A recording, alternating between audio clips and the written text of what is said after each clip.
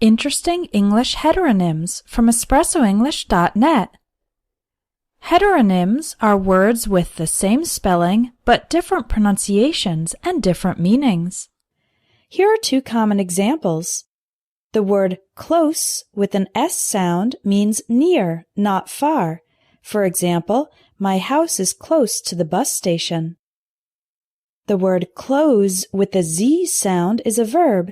This means to shut, the opposite of open. For example, please close the door when you leave. Both close and close are spelled C-L-O-S-E. They have the same spelling but different pronunciations and different meanings, so they are heteronyms. Another example is live and live.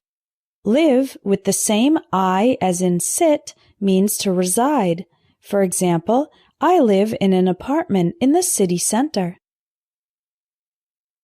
The word live is an adjective.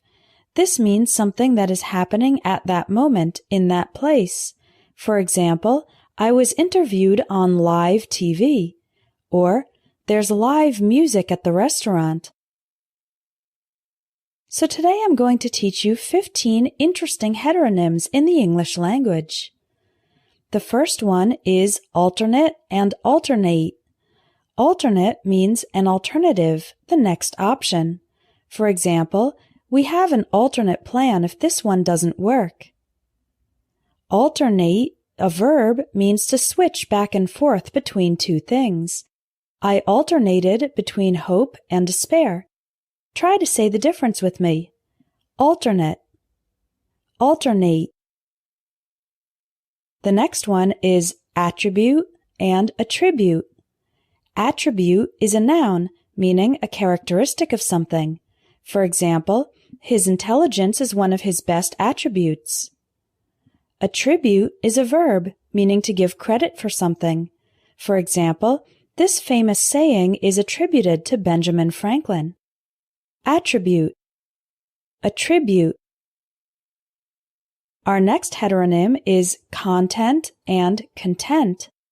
Content is a noun, meaning information or objects that are contained inside something else. For example, the security officer inspected the contents of my suitcase. Content is an adjective, meaning satisfied or happy. For example, I was content with the grade I got on the test. Say it with me. Content. Content. The next one is deliberate and deliberate. Deliberate is an adjective, meaning something done with intention and awareness, something done on purpose, not accidentally.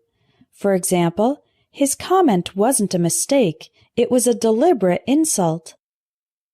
Deliberate is a verb, meaning to discuss or debate. For example, the managers deliberated for an hour about how to solve the problem. Practice the pronunciation. Deliberate. Deliberate. Next we have a very common one, desert and desert. A desert is a very dry area of land. For example, it's hard to find water in the desert. Desert, spelled with one S, not two, is a verb, meaning to abandon, to leave without coming back. For example, my father deserted our family when I was only 6. Desert. Desert.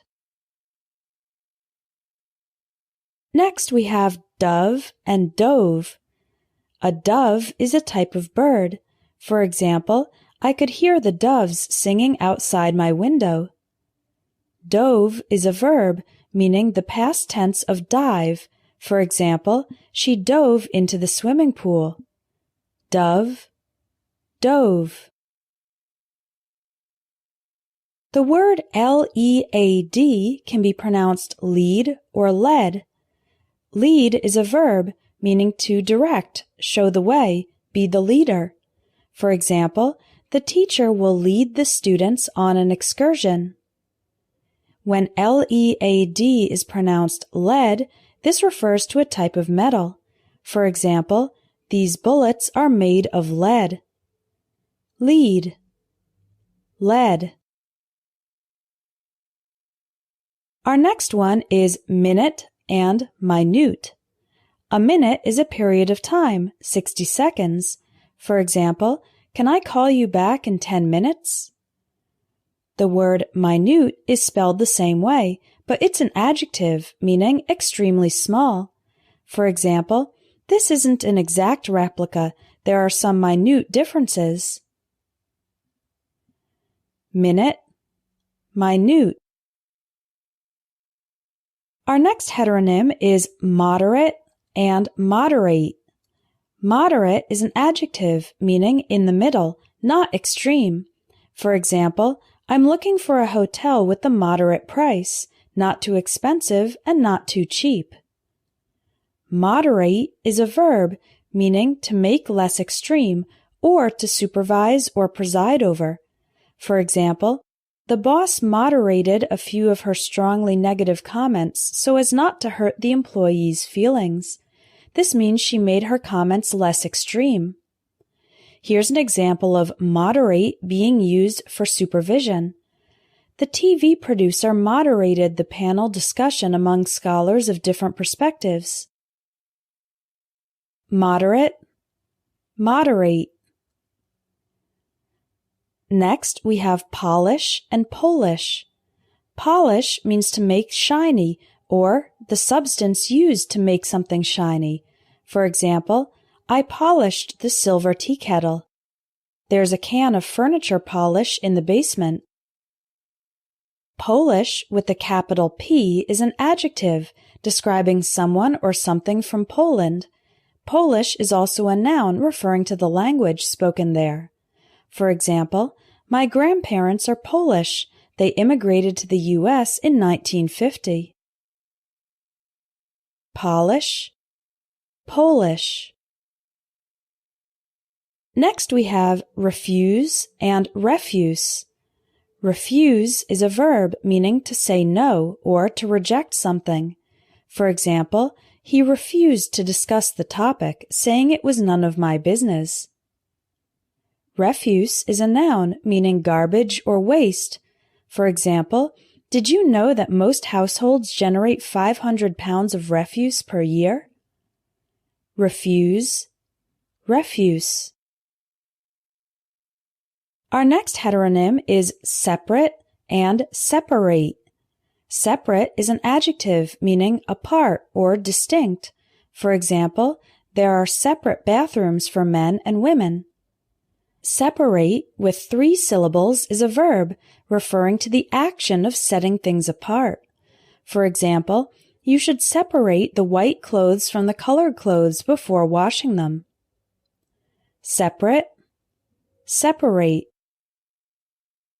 The word tear can be pronounced tear or tear. The word tear is a noun referring to the drops of liquid that come out of your eyes when you cry.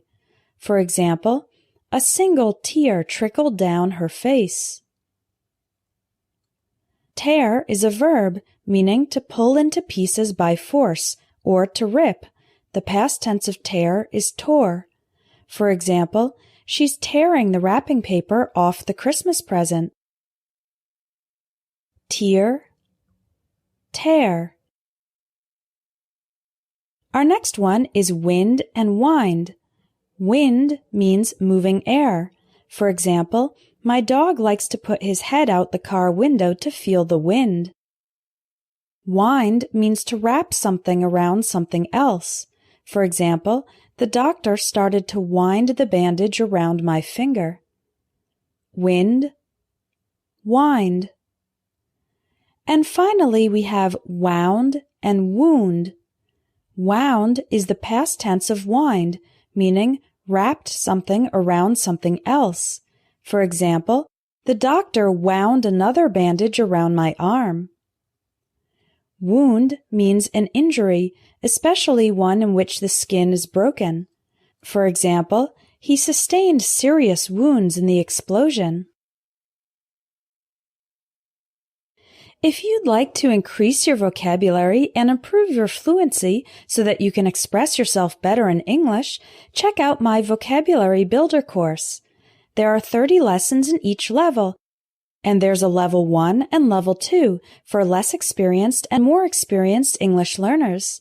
Visit espressoenglish.net, click on Courses, and look for the Vocabulary Builder course for more information as well as some free sample lessons.